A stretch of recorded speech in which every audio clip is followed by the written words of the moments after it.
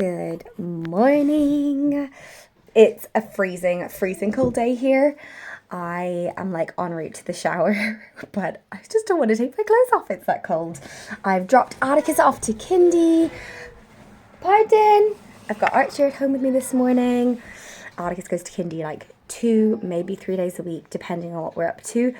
And I try to like go. And this week is actually my 9th week of pregnancy, so we're like already into it. So I really wanted to recap you on how week 8 went. So, you just sit beside me. Archer's eating some cheese, one of his favourite foods. So this week has been a really big week. I've been feeling like some significant changes. All of a sudden I feel really like, instead of just really fatigued and unwell, I feel much more pregnant, which is very exciting. The fatigue has really lifted. The anxiety that was there has really lifted. It was definitely down to a hormonal thing. I feel like very similar to how in early postpartum, with myself and a lot of the clients who I support feel very like, their sole focus is on minding this little person. Are you very distracting for people? Maybe, because you're so snotty and cute. Good boy. And then I feel like that shift has changed. So what I'm imagining is that week 9 in pregnancy hormonally has brought about a shift. We're just like on the cusp of week 9. So that anxiety is really lifted. It was getting to the point where it was starting to interfere with me wanting to go out and about, and for me that's like the real okay, this is where I was like, do I need to start looking to talk to somebody? The nightmares have also lifted, which is wonderful. And I haven't really been doing anything all that different. I did cut out caffeine. No thank you, baby, it's too loud. You don't really want to play with the bin. I have completely cut out caffeine. I still have a cup of tea in the afternoon, but I've cut out coffee, caffeinated coffee altogether. Not purposefully, mind you. My husband just sort of forgot to tell me that there was caffeinated coffee and was giving me like decaf for 2 days, and then I was like, I've got this like headache, what's going on? And he was like, oh, maybe it's because there's no caffeine. And I was like, oh, that's probably why. Thanks for not telling me. But actually probably wouldn't have done that, cut that out myself anyhow. So it was nice that he kind of tricked me into it.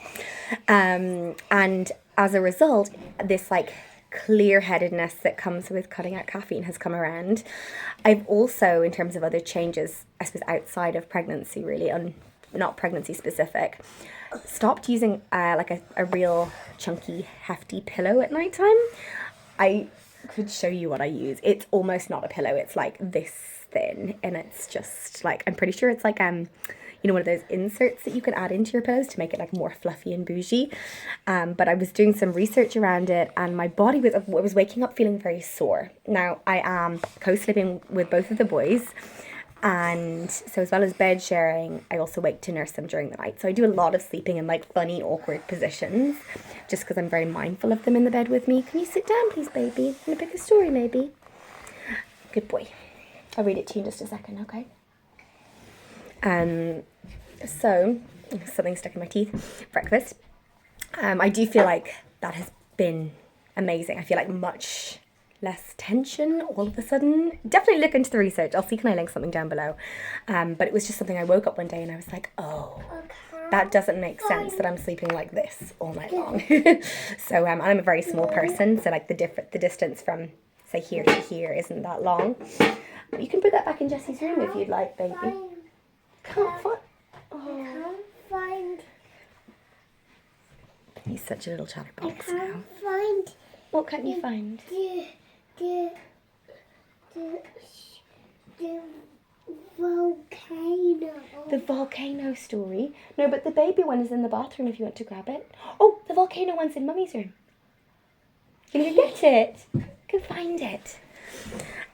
So that's been really positive. I was literally just about to book myself both into for like a really deep tissue Thai massage and for some therapy because of the anxiety, and I feel like I really don't need that now. I just wouldn't know what I would bring to them to talk about. So I have written down some like things that I've noticed this week.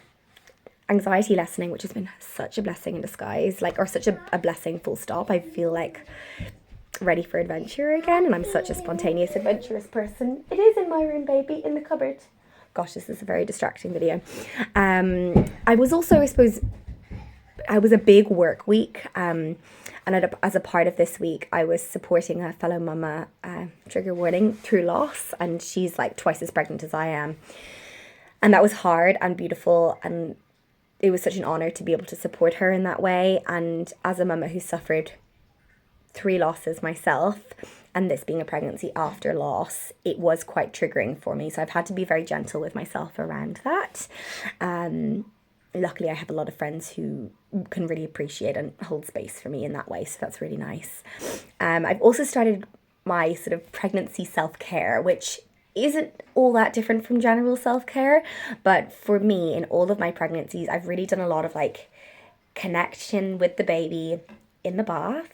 So like Epsom soak baths, adding the salts into my bath, lavender oil baths, candlelit ideally. I've become actually very sensitive to light, so I've been trying to really lean into that and, cut out all blue light, leave all my phones downstairs. I'm not on call. I've got like a tiny window period where I'm not on call, so it's really nice. And I have been really leaning into like early morning sunlight, dimming all of the lights come in the evening, and seeing how that helps me with sleep. And then with the baths, the magnesium oil massages, foot soaks, and then like a really nice like belly massage. I feel like, oh wow, I'm just bringing in all my work stuff. I feel like I can almost feel this baby move. Like, I don't want to say that because I could be wrong, but I definitely feel something.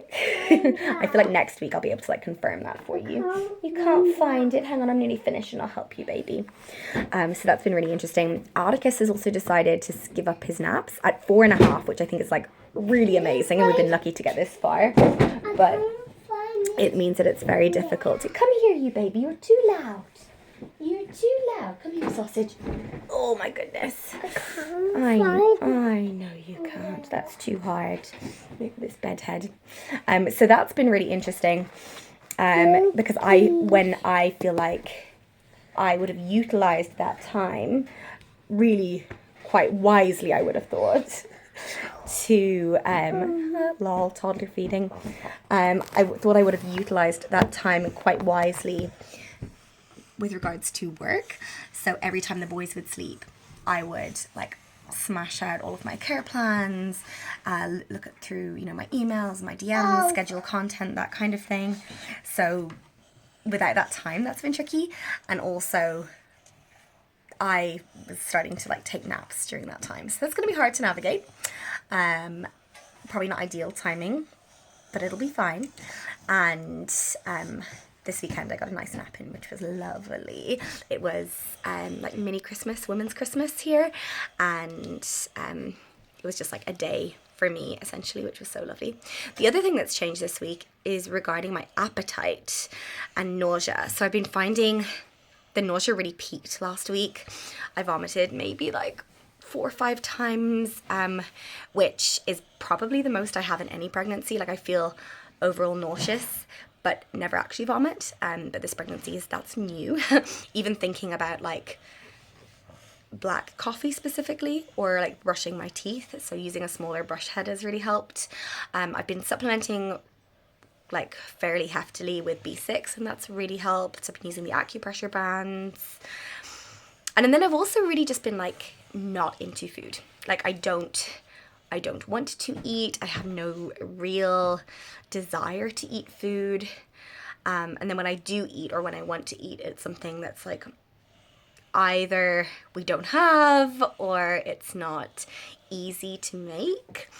I have noticed like a craving for like really tart or like sour things, or like pickled things. So pickles, like olives, jalapenos, oranges, orange juice, anything like that has been really good. And then this week we got these like amazing. They go in the oven. They're like cheesy jalapenos. They're so good. I'm pretty sure they're from Lidl or Aldi or something, but now that's like all I want. The bodies are so strange. Oh, look at all that laundry in the background. Clearly I did not put you on a tripod this morning. Okay, so I'm going to show you the belly. I've been still working out fairly consistently every day. Pop down for a sec, baby. Which has been so lovely to feel my body move in a way that isn't just, you know, minding toddlers all day. And the only thing that's been really difficult about that is finding supportive, like, not pregnancy specific wear yet, but like I've been having to wear 2 bras, which is kind of consistent for me anyway, or something I've been doing for a while because my breasts are still so tender. And I feel like I can't have anything on my belly at the moment. So, like, this is just a bad angle. Can you see me? Not really. I'll just stand really far back. So, I'll have to stand on the bed, maybe. This. Where will I put you? I'm just giving you the grand tour of my boys' room that they don't sleep in. This is my week 8, now week 9 belly. Oh, I've got like a little, what is that? Little troll tattoo. This is a freckle or like a beauty spot that's been there for years and years, so that's not new, but yeah, I feel like I can still kind of like lie on my belly. I still feel relatively comfortable. I don't feel like I'm like in a pregnant body yet. But there you go. Let me know how you felt at this point in pregnancy, and I would also really love to know what you do for like pregnancy self-care, because I'm definitely going to make a whole video on that because I feel like it's such a lovely opportunity to lean into it. Okay, that's my week 9 update, or week 8 update. I promise next week will be a bit more detailed and maybe without a distraction.